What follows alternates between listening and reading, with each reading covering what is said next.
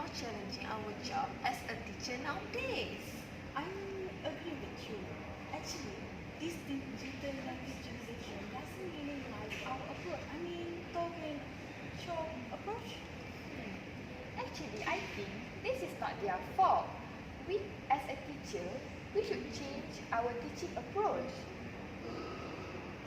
Why not we try the new approach, that is the flipped classroom? Maybe it will help us. Okay, but I'm not really understand to use the flipped classroom. It's okay. I think we can explore it together. For the start, why not we record our tips through the screencast or meeting? Yes, and then we can share it to our friends so let them watch, and maybe all of us can use it in our class. Amazing. Hi everyone and Assalamualaikum.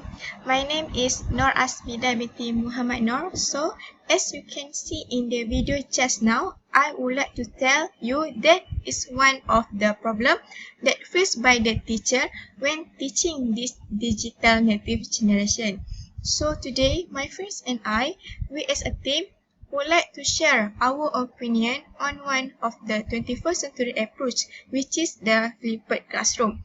Based on this infographic that we already create, you can see there is 4 important aspects that we should know. Okay, hi, Assalamualaikum. My name is Aini Fatiri Titajani. So I'm here as a teacher, want to share with you all about what is flipped classroom. So a flipped classroom is a type of planned learning where students are introduced to content at home and practice working through it at school.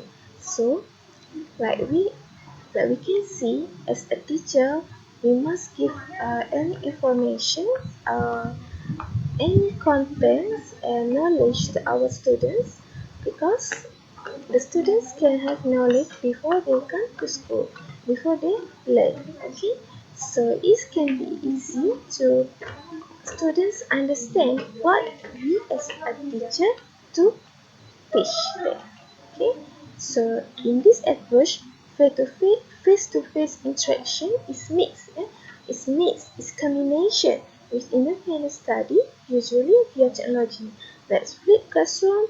We have many applications that we can explore. Okay, as a teacher, we must be creative and innovative. Okay, to interact our students to interest about our teaching. Okay, so like many applications we can do like Google Classroom and so on. So the flipped classroom is about transformation from traditional learning to flipped learning. Okay, so very interesting for digital native. So enjoy it. Okay, and explore, have fun. Thank you. Hi, my name is Zulaika.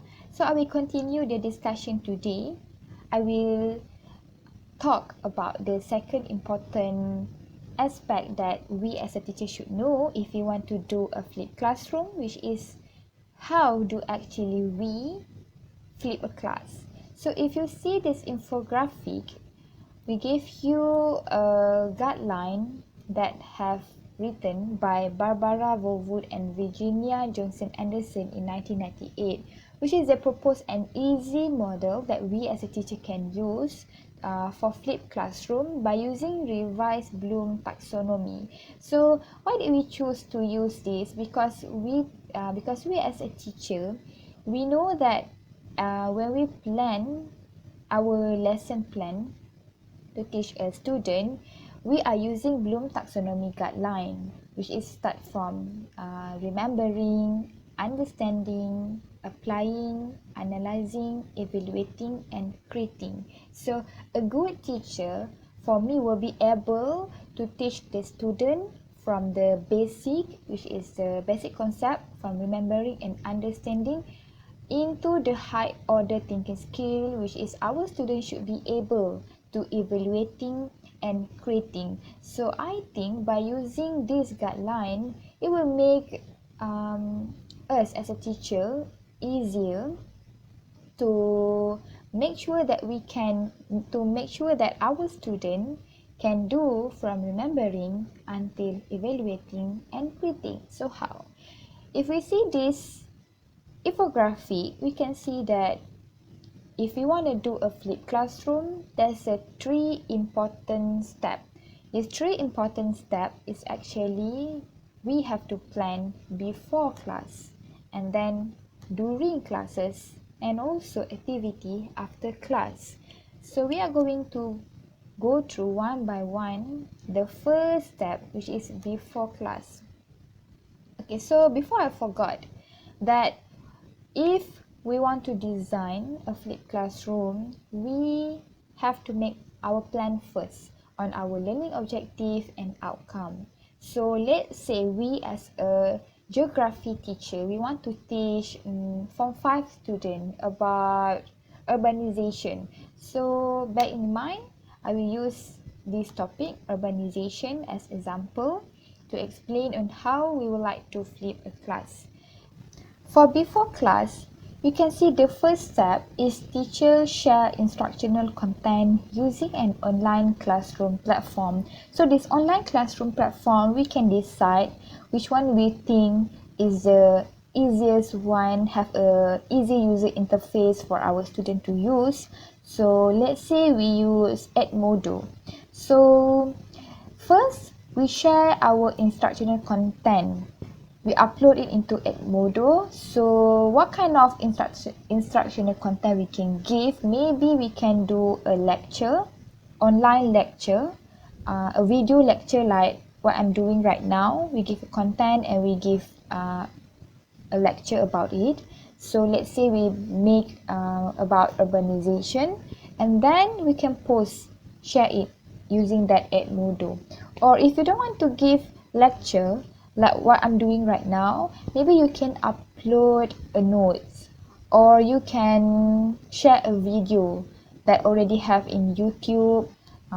But you must bear in your mind for this second step, which is the teacher must give a specific task that student need to do before coming to the class, such as watch the video and find out the key points or answer an online quiz.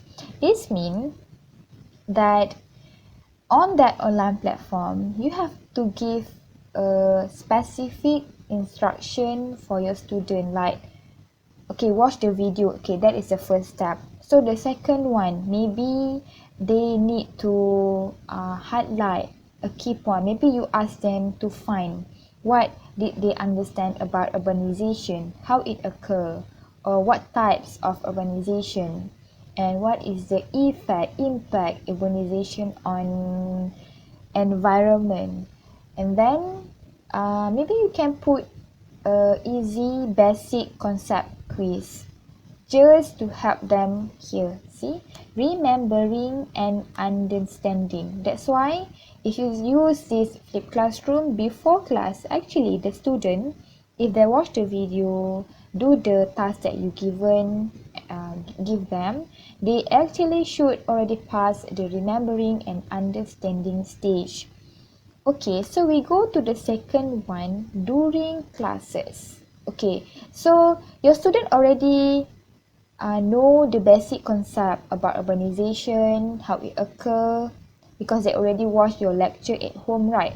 So during class, this is the time, the important time that you can spend class time engaging students in application activity with feedback, such as maybe you can make a discussion or debate whether urbanization is good or not, or how can we solve the problem, the effect of urbanization on environment, to our forests, to our community. So we can do a debate, or we can make a problem solving activity, like maybe we put them in a station, so every student need to explain their point of view or how to give a solution to less the urbanization effect, or maybe you can give peer assessment and also review, because this time you will see whether your student actually understand what they have watched at home, or actually maybe there's a misconception. So this is the time when you help them. You be the facilitator, help them, guide them during the class to recorrect the misunderstood that they have. So that's why during classes actually they already achieve the applying and analyzing stage in the Bloom taxonomy. So after class, this is when you enhance their knowledge, which you provide after class activity that focus on high level cognitive activity for deeper learning. As you can see the example that we gave here in the infographic, maybe you can give online quiz and exam, but make sure the online quizzes are more harder than the one that you give before they come to class, because that is just the basic one. This is a quiz that you give them when you know they already have the basic understanding, so you want to test them more. So maybe you can do a project, because you know if you want to do a project, you cannot make it just like in one class, one session class, like 30 minutes. So this is a maybe a long term project, maybe take a week. So what can you do is you give them a problem based question regarding the urbanization and ask them to come out with a project, maybe a project with a community, or asking like make a questionnaire, give to the community, see what their opinion about urbanization, or maybe they can do a portfolio. This portfolio, as you know, is not like a one task only, so maybe you can combine this portfolio into a few chapter when you teach geography. So that's it for how do you flip a class. Maybe I can repeat and make a summary of it. We as a teacher, we need to divide our lesson plan into 3, which is before class, during class, and also after class. And you see, if you do this after class, the student will be able to achieve evaluating and creating stage in Bloom taxonomy. That's it for me. Hi, my name is Hazika, and I will continue the discussion to the third one, that is all about flipped classroom tools. Okay everyone, the tools here are divided into 2 types. First, online platform. Second, videos making. What we mean by online platform? Online platform, or in other words, we call it as e-learning, which is a teacher can put the lecture notes, relatable videos, or any other education material for students to review before the class gets started. So, for the second type, that is videos making, as simple as we know, it is useful for creating a video for instructional education purpose. Here, we have listed 10 tools. First, this is Edmodo. Second, Keto. This is Explain Everything. This is Nearpod. And then the yellow one is It Puzzle.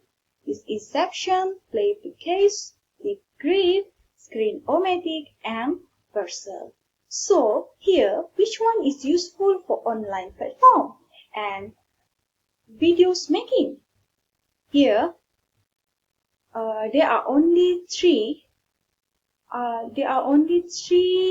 tools that are required or useful for videos making, that is It Puzzle, Section, and Screen-O-Matic. So, the rest are useful only for online platform. That's all everyone. Thank you.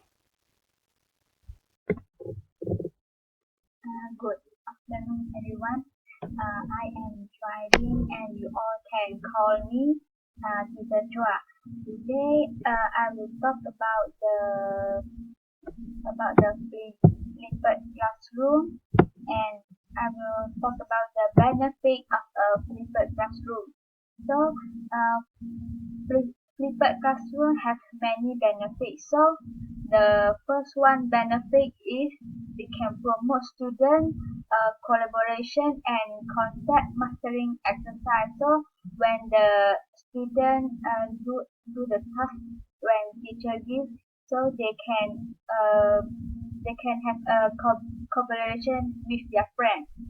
And the second one benefit is teachers are available for more one-on-one interaction with students in a flipped classroom. When teacher when teacher do the flipped classroom, so the student and the teacher they have the interaction one by one or one by many. The third one is video lecture are short, so typically under 10 minutes only. So when the video is short and full with the point, the important point, so we can keeping a student engagement. So when the video is too long, so the student will feel boring. And the fourth one is we can provide flexibility, so everyone work at their own space. And the next when teacher do the flipped classroom, it of course have provide the flexibility to the student. So every student they can work at their own pace. The five the five benefit of the flipped classroom is we can create a student-centered environment. So when teacher do a flipped classroom, so we can see that when a student uh, do the task, we can see that is student-centered environment. So we as a teacher just facilitator to our students. That's all. Thank you.